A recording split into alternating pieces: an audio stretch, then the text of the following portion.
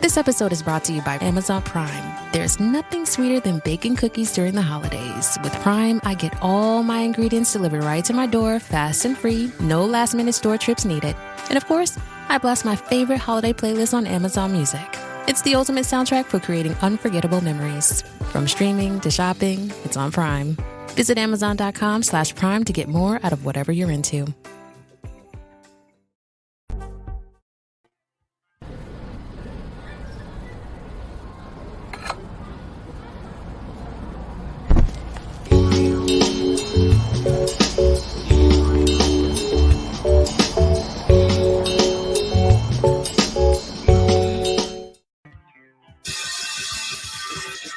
All right. Welcome back. If you're a veteran and you're struggling or feel like you are leading a path towards the darkness, stop and think about those who are around you. Think about how they truly value you, how they will miss you. You are not alone. You need to talk to someone. Someone will listen to you.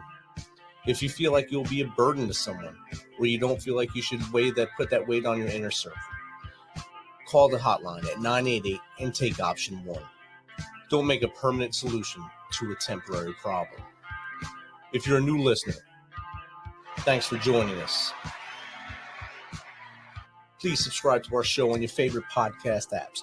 And don't forget to subscribe to our YouTube channel at _MisFitNation. It's _MisFitNation. This will keep you up to date with our latest news, episodes, and of course, our great guests. Speaking of which, our next guest is a parent, grandparent, author, historian, and retired educator with 40 years of experience working with children both in the general and special needs population, serving as a teacher, principal, and school administrator. Now retired, she wrote a series of history nonfiction books for children with the mission to entertain, inspire, and empower them to become tomorrow's leaders. Many of her books invite children and their parents to learn more about the contributions of veterans. So without further ado, let's welcome Barbara Mojica to the Misfit Nation. Welcome, Barbara. How are you? I'm doing great today. Thanks so much, Rich. I'm honored to be on your podcast. It's awesome to link up with you. Like I told you in the pre-show, I had a teacher by the name of Miss Mojica when I was in elementary school and high school. So when I seen the name, I said, I got to jump on this. And then you being a history teacher like my wife, I said, if I didn't bring you on, I wouldn't be able to eat dinner some nights. So let me get on here. Well, we know how that goes. So welcome. If you want to share some more of your background from as far back as you want to go to how we got to where we are now, that'd be awesome. Okay, well, I had a very common background. I was born actually in Brooklyn, New York, and I grew up right on the border between Brooklyn and Queens. I was born into a lower class working family. And I didn't really have much opportunity to think about getting beyond that set of circumstances. My parents, neither of them had finished high school. They were children of the Depression. And they did support me in all I wanted to do as far as education goes, but they didn't have the financial resources. So I was determined. I just loved school from day one. I loved to read. I loved to find out about people who had gone to all kinds of interesting places and had all kinds of different experiences. I wanted to travel. So I was determined, and I was very lucky in having a teacher in high school who really pushed me to to get beyond what I thought were my limitations. So she told me I really had to go to college. And I started thinking about that. So I started taking the academic courses that I needed. The plan was for me to become an office worker, a secretary. So she quickly changed my mindset. And because of that, she was a fantastic history teacher. The love of the way she enthused and inspired me to see myself as a character in history myself. So I started going to college. I was very lucky that at the time the public education system in New York City was available on a merit basis. So because I studied really, really hard, I got great grades, I was able to get into the school of my choice. And I was able to finish college as a history major and even to get a scholarship for graduate school because I worked very hard in college. And one of my professors recommended me for a scholarship. So I was even able to get to graduate school. So I had achieved, things that I never thought possible, that would be way, way beyond my limits.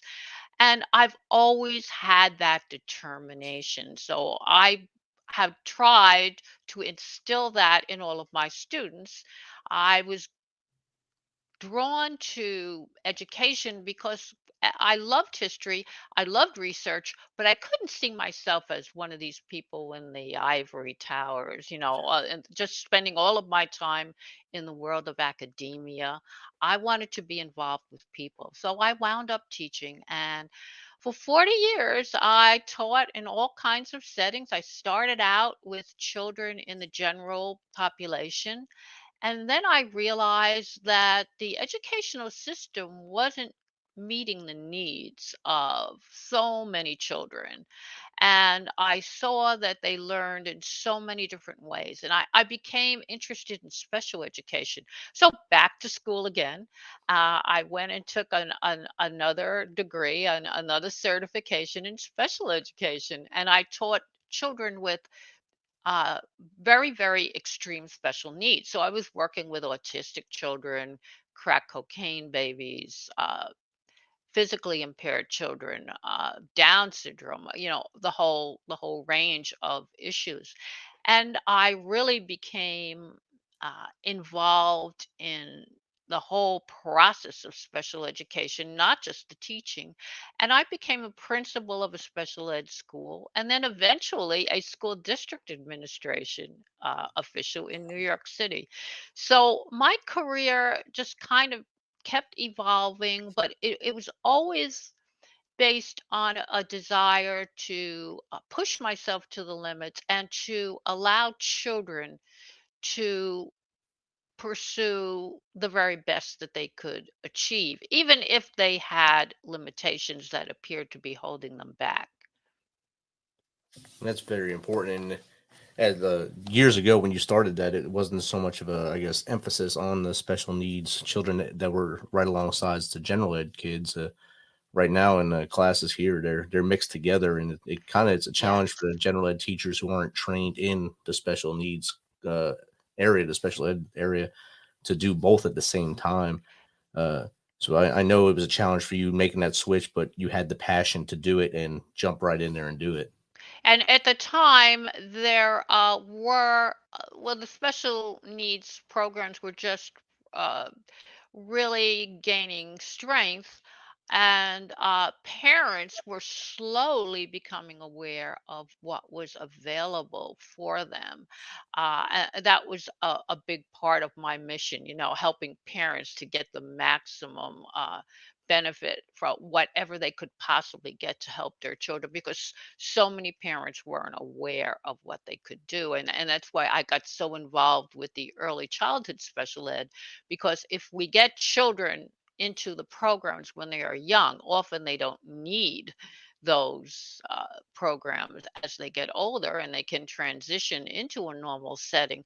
But the problem today is, as you mentioned correctly, that we are now looking to save money, and we, under the umbrella of being inclusive and diverse, we are mixing children who really do have special needs that cannot be met in the general education setting.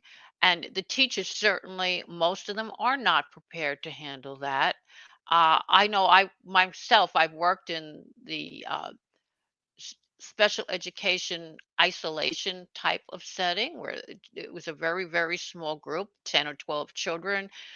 with a special ed teacher and all kinds of resources like speech and occupational therapy and physical therapy. But I've also worked in the quote team teacher setting. And in those classes, very often the needs of kids are not being met. And I know I had to work really hard to get some children who were in that kind of setting out of it because their needs totally weren't being met. But it's an uphill battle, and most districts, again, they say, "Well, we'll put them in a collaborative team teaching setting. Both sides will benefit." And in most cases, they don't work out nearly as well as they should. And special ed teachers today are so overwhelmed with the paperwork and just the whole process of documenting every little thing that they do. It's true that you have to meet the needs of the child on the IEP, but the paperwork for special ed and for regular ed teachers is so overwhelming now because everything is teach to the test, document what you're doing. And in doing that, our educational status has actually fallen in the last 20 years. The United States has fallen from a position at the very top of the ladder in worldwide standings to below number 20. And we're certainly not doing our best. And the teachers are overwhelmed, the paperwork is overwhelming, uh, the amount of stress and anxiety that is placed on not only the teachers but the students to perform is just something that just is falling apart at the seams. In my opinion, I don't really approve of the Common Core because, again, you're not meeting the needs of individuals. You're trying to come up with some standard that's going to fit all. One size doesn't fit all. And we have children with language difficulties, and they certainly can't meet these standards. They don't even understand the testing. They don't understand the cultural background. They don't understand how to relate to their own families, their own teachers. They're just kind of lost in the whole setting. I've worked with parents, children who had to bring in a brother or sister to translate because nobody in the family could talk to the teacher. The grandparent came from China. The grandparent is watching the children because the parents are working 10 hours a day. So these are all issues that can't be addressed by saying, well, we're going to come up with this wonderful program and we're going to bring every child up to standards, and we're failing at it. And it's just such a problem because the teachers are suffering, the parents are suffering, the children are suffering, and one size doesn't fit all. So I firmly believe that parents are the first teachers, and I think that parents should be given more control in deciding the type of education they want for their children. And COVID, of course, has brought that to the forefront because parents are now much more aware of what's being taught in the schools and how it's being taught in the schools, having now seen the virtual online teaching. So now we have parents who are a lot more willing to get involved because they have now only become aware of what the situation truly is. Yeah, I think the 2 years during the COVID, I guess a lot, especially where you are in Northeast, a lot of things were shut down for completely for 2 years. Down here, we were kind of hybrid, half in the classroom, half on the computer. So you'd have half the kids in the classroom while the other half were home, and the teachers trying to teach to both at the same Both of time. them.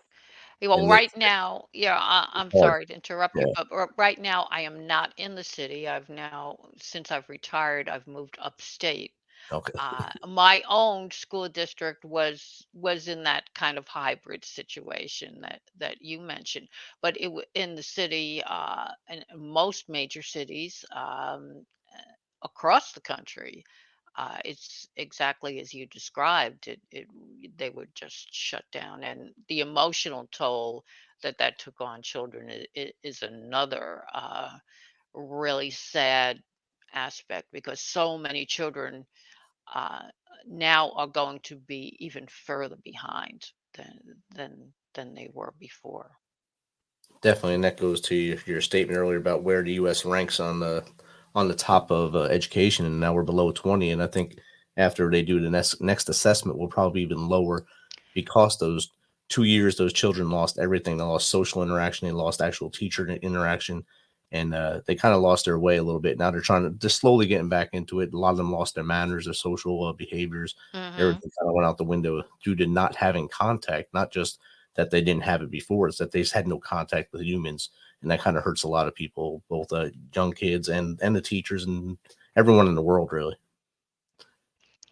It's just a really, really sad, unfortunate situation, which I hope we will bounce back from. I'm an eternal optimist, so if you see my character in my books, my little Miss History is always looking on the bright side of things, and I think that's important for all of us to remember that keeping a positive mindset is so important for parents as well as teachers. It's we're surrounded by so much negativity today. It's really, really difficult to do, but we have to do it. And I think that parents, again, have got to step up and assume the mantle that has been dropped to a large extent by all of the factors that have gone into changing our lives in the past few years.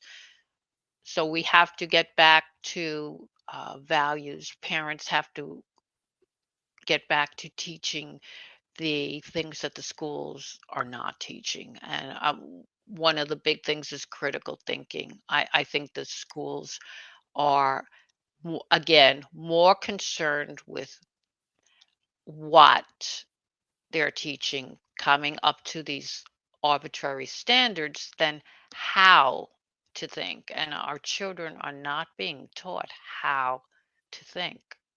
And this is one of the most important aspects of history because history teaches us how to be critical thinkers. And critical thinking skills are really not being emphasized in the schools, and parents have to take up the slack with that. I mean, there are ways to encourage critical thinking uh, in children. Parents can kind of uh, take children and be aware of the how to think kind of processes. Children are always asking questions, so they have insatiable curiosity. They want to know the who, the what, the when, the why, and parents need to encourage them to observe and to analyze and to infer and give their own opinions, because if parents can encourage children to be curious and they can encourage children to find solutions to things. We have the helicopter parents who are always hovering over the children. Then we have the authoritative parents who, I'm the boss and you do what I say because I'm the adult and you're the child. But there has to be a kind of parenting in which you teach a child the necessary life skills in a very responsible and respectful way. Parents have to teach children respect. If they don't learn respect in the home, they're certainly not going to be respectful in the classroom or in the community. They have to teach children to be kind and to have empathy for others and to be honest in what they think, to express their opinions, but at the same time, to try to accept that there are multiple perspectives and there's always another way of thinking. And parents need to show children that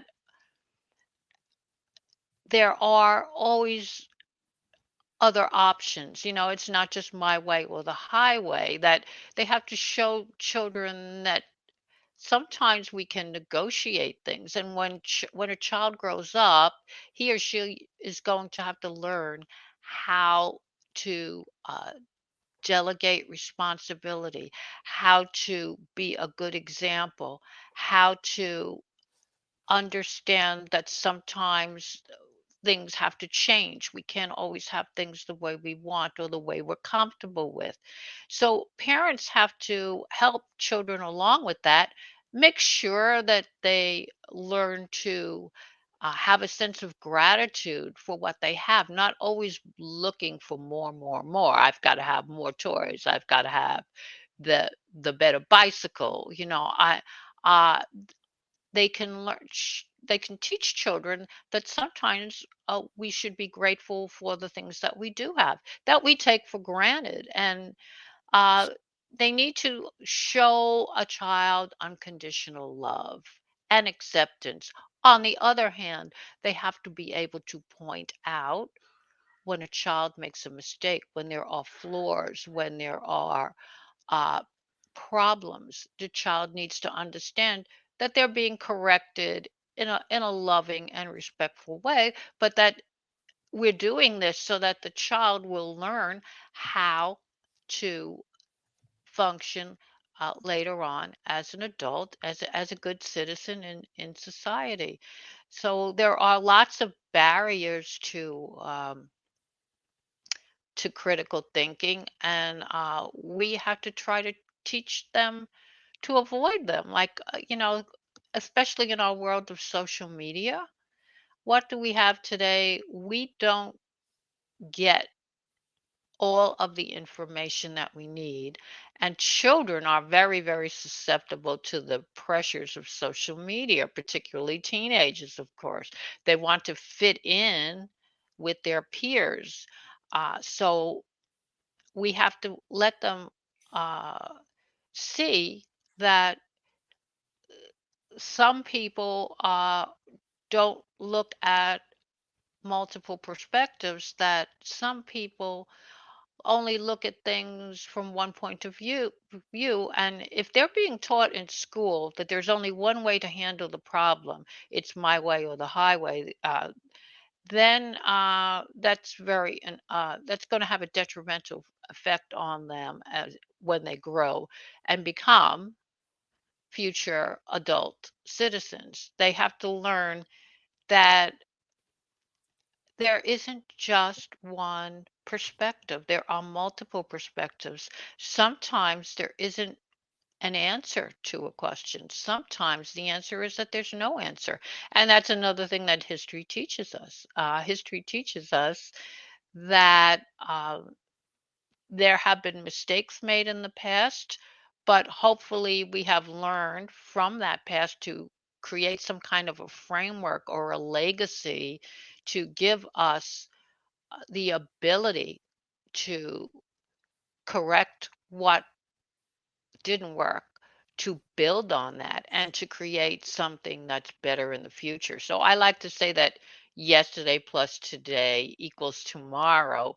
We always have an ability to grow and change and to use the knowledge of the past to build a better future. So if we go into history and we use critical thinking to analyze what happened, to observe it, to realize that the way things happened in the past are not the way things are happening now, because our whole system of communication has changed.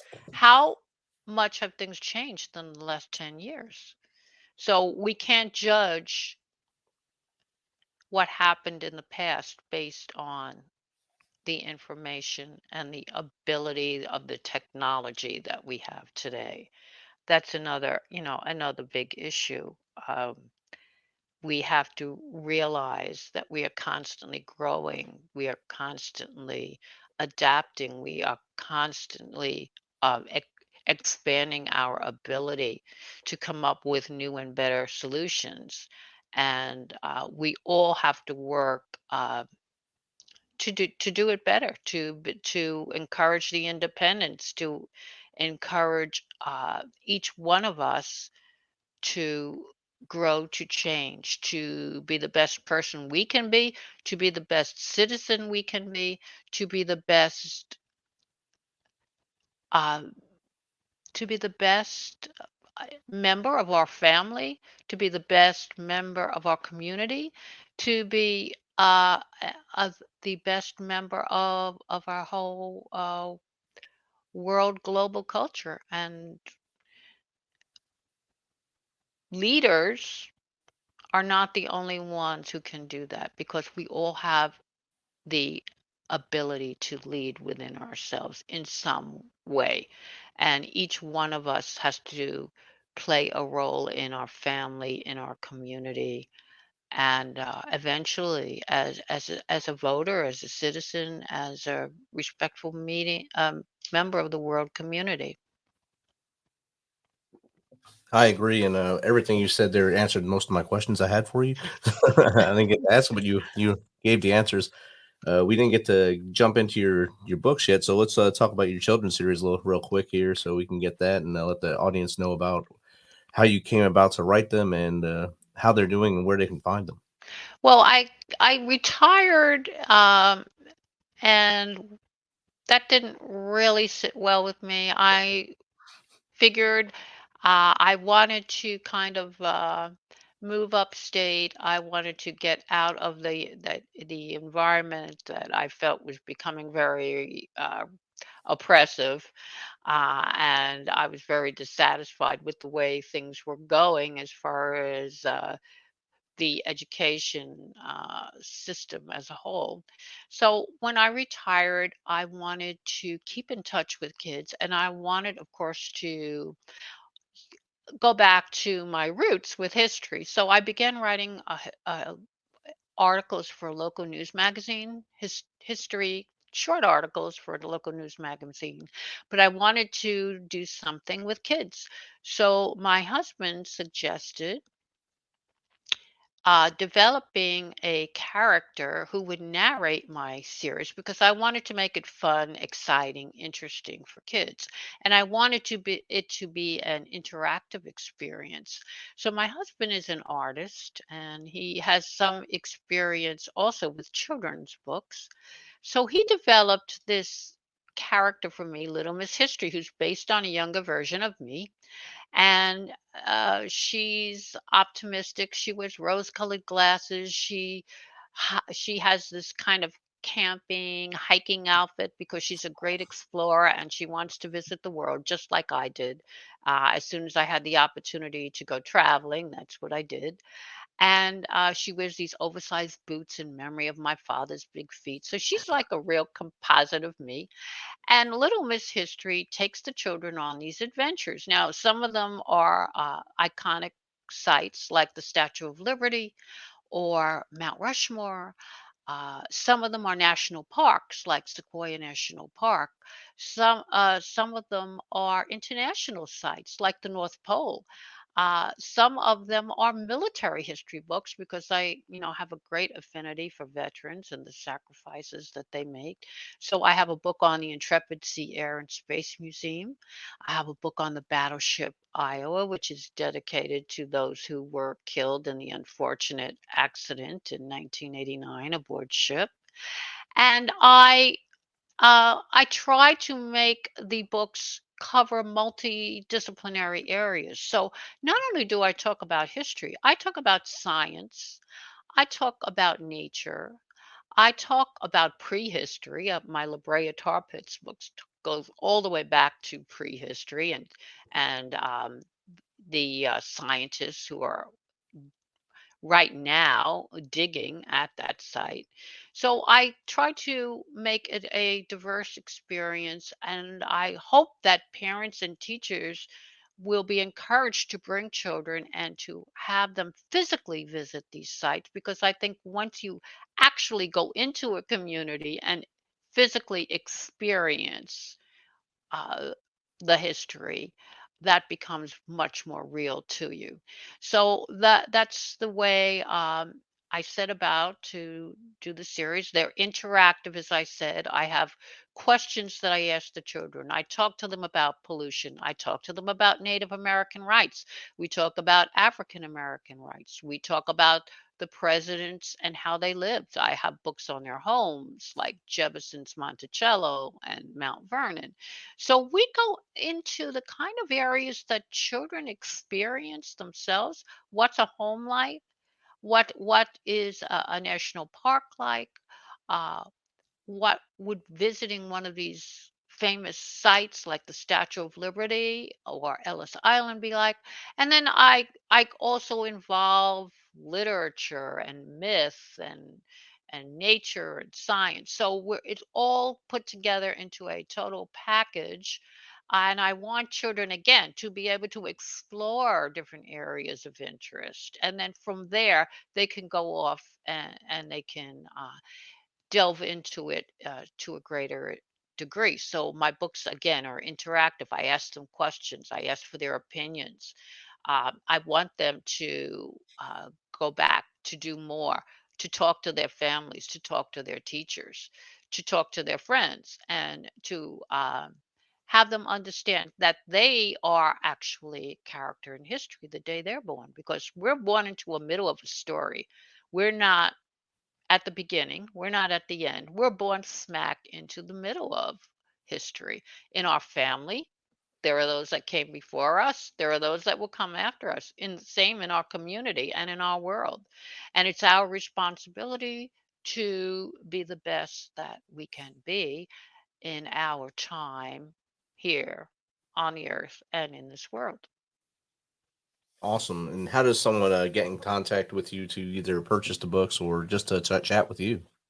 Well, I have multiple areas of contact. My website is the best way to start, littlemisshistory.com. And on my website, I have links to all of my resources. So I try to provide parents and teachers with as many resources as I can. So I have on my website, I have the books, I have testimonials and explanations of what's in the books, I have reviews. I have a blog. On my blog, I review children's books and family friendly books. So on the blog, you can go to my blog for book reviews and suggestions. I have tips and tricks on my blog. I have tips for authors, tips for parents, tips for teachers. I have a YouTube channel, and I developed that especially during COVID. So I do little mini lessons for children. I have history videos. I have lessons that parents or teachers can use to supplement learning in the classroom, not only on history, but all areas, science, math, language, whatever. And I have the usual social media channels like, Twitter and a Facebook page and so on. I have a direct chat on my blog. So if parents are looking to contact me, or teachers or authors, they can just hit that button and do a virtual chat, or they can email me directly. So that is the best place. My books are available worldwide.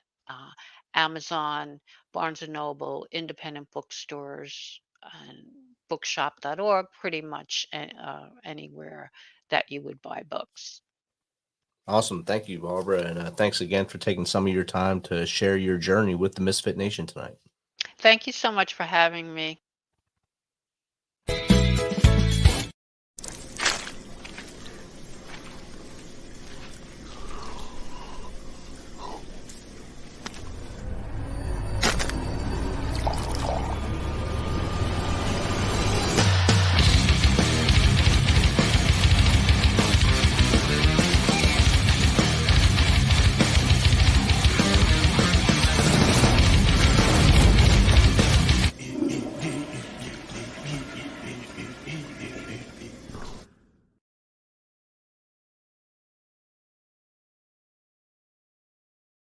Thanks for checking us out and being a part of the Misfit Nation.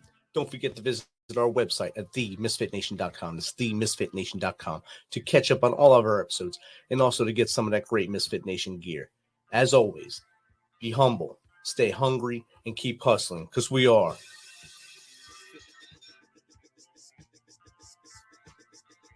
Misfit Nation.